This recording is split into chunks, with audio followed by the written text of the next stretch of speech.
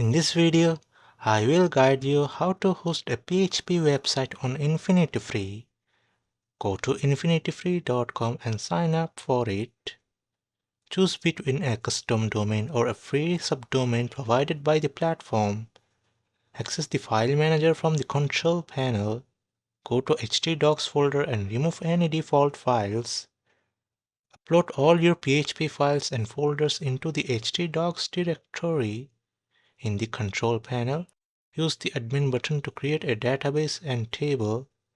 Take note of the database names, username and password provided.